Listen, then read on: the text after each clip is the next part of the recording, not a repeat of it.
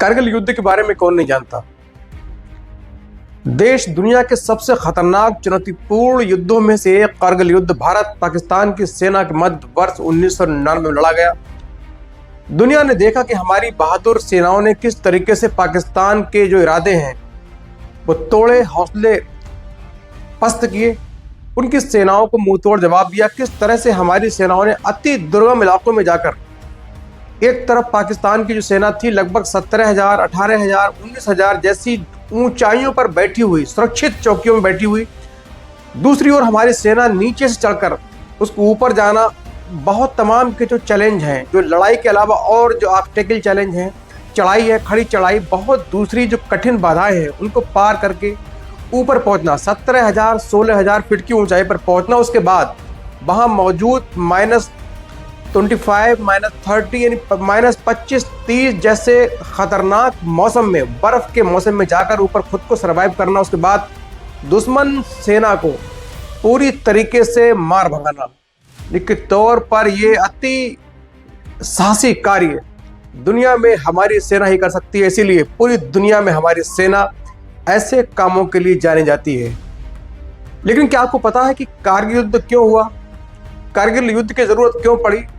कौन सा ऐसा सैनिक है जिसकी शहादत के बाद, जिसकी पहली शहादत के बाद कारगिल युद्ध हुआ? पाकिस्तान की घुसपैठ का जो नापाक इरादे हैं उनका हमें पता चला। इससे पहले आपको बता दूं, एक शिमला समझौता जो इंडिया पाकिस्तान के दोनों प्राइम मिनिस्टर के बीच शिमला में एक बैठक हुई, एक मीटिंग हुई, उसमें तय किया गया कि जो कारगिल क्षेत्र है, यहाँ चूंकि बर्फ बहुत पड़ती है, -25-30 डिग्री टेम्परेचर होता है, ऐसे में दोनों देश की सेनाओं को जान माल का पूरा नुकसान होता है। ऐसे में दोनों देश के जो प्रधानमंत्री हैं, प्राइम मिनिस्टर हैं, उन्होंने शिमला में बाकायदा मीटिंग करके तय किया कि हम आज से ही समझौता करते हैं कि सर्दी आते आते दोनों देश की सेनाएं हैं इस बॉर्डर से अपने आप अपनी अपनी नीचे की जो चौकियां हैं, बेसमेंट है, वहां पहुंच जाएंगी, जिससे दोनों देश की सेनाओं को कोई जनहानि नहीं होगी, नुकसान नहीं होगा। दोनों के साइन हुए और लगातार ही चलता रहा। लेकिन वर्ष 1999 में पाकिस्तान ने इस समझौते का उल्लंघन करके चुपके से, जिस वक्त हमारी सेना अपनी चौकियों से वादे के मुताबिक नीचे आ चुकी थी बर्फ के मौसम में, तभी धीरे से पूरे गोला बारूद के साथ light machine gun, heavy machine gun, LMG, HMG, rocket launcher, motor, गोला बारूद के सहारे चुपचाप आकर बर्फ के मौसम में हमारी चौकियों पर, अपनी चौकियों पर मजबूती से आकर बैठ गए नापाक इरादों के साथ। चूंकि हमारी सेना उस वक्त नीचे थी, कोई जानकारी नहीं थी। उसके बाद 3 मई 1999 को क्षेत्रीय चरवाहा ताशी नामग्याल नाम का एक व्यक्ति होता है, वो लोकल चरवाहा था, उसके बाद बहुत सारी भेड़ें और याक वगैरह थे। एक दिन 3 मई 1999 को उसका एक याक अचानक खो जाता है। वो उसकी तलाश में दूरबीन लेकर पहाड़ी पर चढ़ता है। दूरबीन खोजते खोजते दूरबीन से अपने याक को खोज रहा था। अचानक एक जगह आकर उसकी दूरबीन रुक जाती है। वो चौंकता है, वो याक की जगह कुछ और चीज देखता है। वो देख रहा होता है कि सामने कुछ पाकिस्तानी सैनिक खुदाई कर रहे हैं, पत्थर से मोर्चे की जो मोर्चाबंदी कर रहे हैं, एक दीवार से खड़ी कर रहे हैं। उसको संशय हुई, चूंकि उस इलाके के लोगों को मालूम होता है कि दोनों देश की सेनाएं ऐसे मौसम में इस वक्त यहाँ नहीं होना चाहिए। ऐसे वक्त में पाकिस्तानी सेना के होने से उसको ये हलचल हुई कि मामला कुछ गड़बड़ है। वो फौरन नीचे आया और सीधे आकर आर्मी कैंप में जो आर्मी के ऑफिसर हैं उनको जानकारी दी।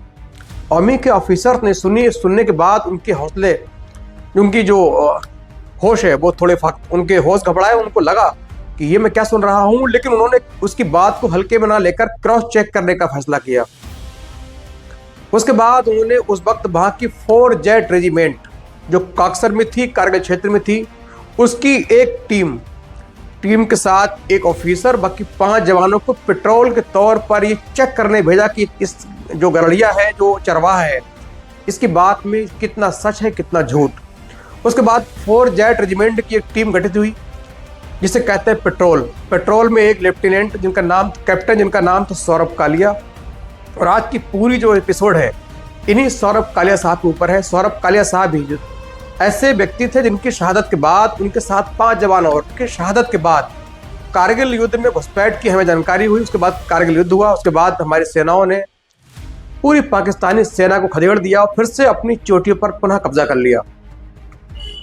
उसके बाद जो टीम है, 5 जवान कैप्टन सौरभ कालिया के साथ 5 जवान उनकी यूनिट के, उनकी जो 4 जेट रेजिमेंट उनके जवान अर्जुन, भंवरलाल, भीखाराम, मूलाराम, नरेश, इन 5 जवानों के साथ गन लेकर, LMG लेकर, कुछ एम्यूनिशन यानी गोलियां लेकर एक पेट्रोलिंग पार्टी पे, चूंकि बहुत ज्यादा जो गोला बारूद या एम्यूनिशन नहीं होता है, उनके पास लाइट जो वेपन होता है, राइफल होती है, कुछ गोलियां होती हैं, फिर वो पेट्रोल करते हैं, जानने की कोशिश करते हैं कि हमारे इलाके में सब कुछ शांत है या कहीं कोई गड़बड़ है। उसके बाद वो सीधे बजरंग पोस्ट की ओर, जिस ओर से ताशी नामग्याल चरवाहे द्वारा उनको बताया गया कि उस इलाके में पाकिस्तानी सैनिक हैं, कुछ हरकत कर रहे हैं, मूवमेंट नजर आ रही है, फौरन उस तरफ पहुंचे। धीरे धीरे चढ़ाई चल रहे थे, ब्रेक करते फिर चढ़ते, बीच बीच में जो रेडियो सेट है उससे पीछे अपने बेसमेंट में यानी अपने हेडक्वार्टर में फोन करते कि मैं ठीक ठाक जा रहा हूं, अभी तक मुझे कोई ऐसा एक्टिविटी, हरकत दिखाई नहीं दी जिस पर शक किया जा सके। उसके बाद और आगे बढ़ते हैं, धीरे धीरे बजरंग पोस्ट के बहुत नजदीक पहुंचे। जैसे ही बजरंग पोस्ट के नजदीक पहुंचे, सामने से पाकिस्तानी सैनिक जो पहले से अपनी भारत की चौकी में आकर बैठ गए थे, उन्होंने इनके ऊपर बेहिसाब गोला बारूद शुरू कर दी, फायरिंग शुरू कर दी। बदले में इन्होंने भी, सौरभ कालिया साहब ने अपने जवानों को हुक्म दिया कि तुरंत जहां हो अपनी पोजीशन ले लो, आड़ ले लो, आड़ पत्थर की आड़ से छुपकर फौरन इनका डटकर मुकाबला करो। लेकिन इनके पास कुछ थोड़ा सा एम्यूनिशन था, उनके पास पूरी तैयारी के साथ थे, पूरी प्लानिंग के साथ थे, उनके पास बड़ा एम्यूनिशन, डैम, मोटे बड़े बड़े हथियार, उनसे फायरिंग कर रहे थे। कुछ देर की मोर्चाबंदी मुठभेड़ के बाद जवाब देते देते अब भारतीय टीम है, सौरभ कालिया साहब की टीम है, उसके जो गोला बारूद है वो कम होने लगती है। उनका जो रेडियो सेट है उसका भी जो कनेक्शन नीचे हेडक्वार्टर से टूट जाता है, उनका सिग्नल नहीं मिल रहा था, फ्रीक्वेंसी गायब हो जाती है।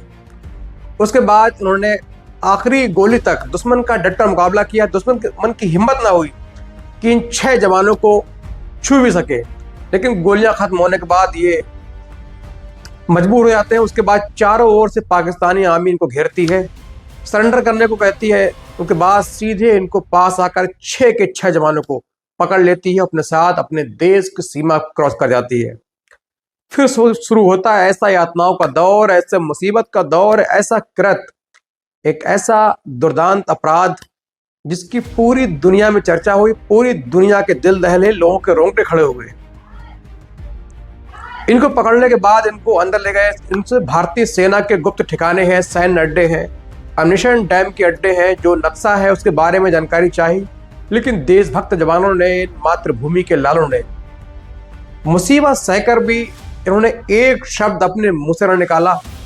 यहाँ तक कि पाकिस्तानी सैनिकों, जो पाकिस्तान के गंदे सैनिक, जिन्होंने युद्ध बंदियों के जो कानून होता है उस कानून का उल्लंघन किया, चूंकि युद्धबंदी कानून के तहत किसी भी युद्धबंदी के साथ आप वो अमानवीय हरकत नहीं कर सकते, उनको सिर्फ बंदी के तौर पर रख सकते हैं।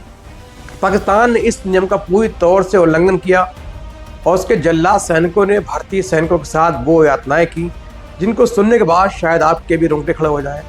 उनके चेहरों को सिगरेट से दागा गया, उनकी आंख फोड़ी गई, उनके बॉडी के कई उंगलियों को काट दिया गया, उनके आंखों पर, उनके कान के अंदर गर्म रॉड डाली गई।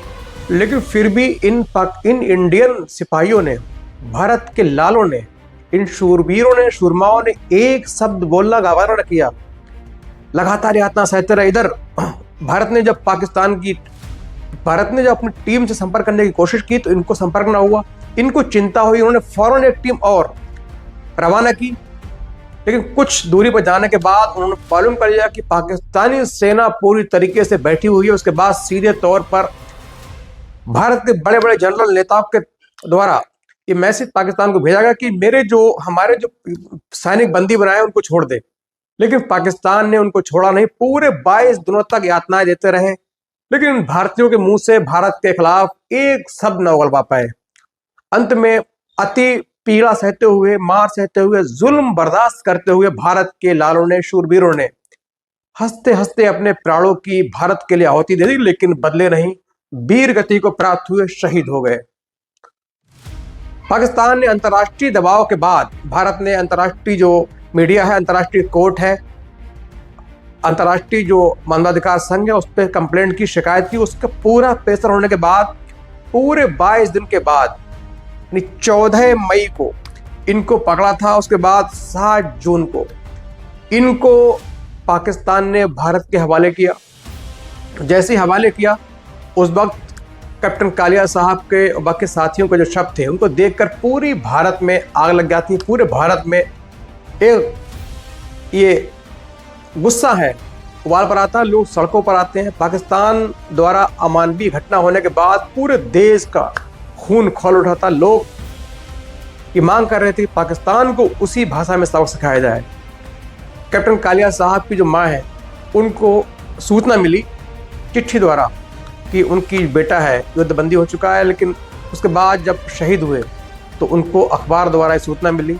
माँ ने उनके गम में खाना पीना छोड़ दिया, माँ बेहोश हो गई। उनके शव को उसके बाद तमाम जो बॉडियाँ हैं इनको तिरंगे में लपेटकर अपने अपने घरों के भेजने का सिलसिला शुरू हुआ। कैप्टन कालिया साहब को उनके गृह नगर पालमपुर हिमाचल प्रदेश में, जहाँ पर विक्रम बत्रा साहब जो कारगिल युद्ध के सेनानी शेर थे, जिनको परमवीर चक्र से नवाजा गया, जिन्होंने पाकिस्तान द्वारा कारगिल में पाकिस्तान के खिलाफ कारगिल में एक उद्घोष दिया था, ये दिल मांगे मोर, यानी एक चोटी और फतेह करनी है, वो शहीद हुए तो उनको परमवीर चक्र मिला था। उसी गांव के रहने वाले थे। पालमपुर बेहद खूबसूरत जगह है। सौभाग्य से मैंने भी कैप्टन कालिया और कैप्टन विक्रम बत्रा साहब के फादर का इंटरव्यू किया, उनके घर गया। उसके बाद इनका जो शव है घर पहुंचता है, पूरे सैनिक सम्मान के साथ इनके शव की जो अंतिम प्रक्रिया सफर शुरू हुआ, मुखाग्नि दी गई और उसके बाद इस शरीर का जो शहीद है, इनका शरीर पंचतत्व में विलीन हो जाता है। पूरे पालमपुर की आंखें नम हुई। आसपास के सभी धर्मों के लोग उनकी यात्रा में शामिल हुए, उनको आखिरी बार नम आंखों से सलामी दी। अब बता दें कि जो कैप्टन कालिया साहब है, ये मात्र इनकी उम्र उस वक्त 22 वर्ष थी। 1997 में इन्होंने CDS यानी कंबाइंड डिफेंस सर्विस इन्होंने पास की। उसके बाद बन गए सीधे सेना में ऑफिसर। उसके बाद ट्रेनिंग करने देहरादून की इंडियन मिलिट्री एकेडमी पहुंचते हैं, वहां उनकी ट्रेनिंग होती है। ट्रेनिंग करने के बाद 1998 में पासिंग आउट हुए। उसके बाद इनको यूनिट मिलती है 4 जेट रेजिमेंट, जिसका सेंटर बरेली में है। सीधे ये दिसंबर 98 में ही ये बरेली पहुंचते हैं। बरेली से 7 दिन की छुट्टी काटने के बाद, यानी ब्रेक जर्नी लेने के बाद, ये सीधे पहुंचे कारगिल के कागसर। उसके बाद इनकी किस तरीके से शहादत हुई ये आपने सुना। इनके पिता हैं कैप्टन NK कालिया साहब, वो डॉक्टर थे, इसीलिए उनकी पोस्टिंग के दौरान अमृतसर में इनका जन्म हुआ। लेकिन इनकी प्रारंभिक जो शिक्षा, बाद की शिक्षा है, वो सारी पालमपुर में DAV कॉलेज में हुई। DAV कॉलेज में ही कैप्टन विक्रम बत्रा साहब की शादी हुई थी, की शिक्षा पूरी हुई थी। शुरू से ही मेधावी थे और शुरू से इनके मन में भारत की फौज में जाने का रुझान था। इसीलिए मात्र 19 साल की उम्र में ही ये सिलेक्ट हो जाते हैं। 21 साल की उम्र तक ऑफिसर बन जाते हैं। 22 साल में ये कारगिल पहुंचे और 4 महीने की नौकरी के बाद देश की अस्मिता पर कोई आंच ना आए, इसीलिए 22 दिन की पाकिस्तानी सेना के बीच कठिन पीड़ा, जुल्म सहते हुए, यातना सहते हुए वीर गति को प्राप्त हो गए। और हमारा भी सैल्यूट कैप्टन कालिया साहब को, ऐसे वीर को हमारा दिल से सैल्यूट। और जब तक ये भारत का इतिहास रहेगा तब तक कैप्टन कालिया साहब का पूरी तरीके से नाम रहेगा। वीडियो कैसा लगा आप कमेंट करके जरूर बताएं। अच्छा लगा हो सब्सक्राइब भी करें, लाइक भी करें। Thank you.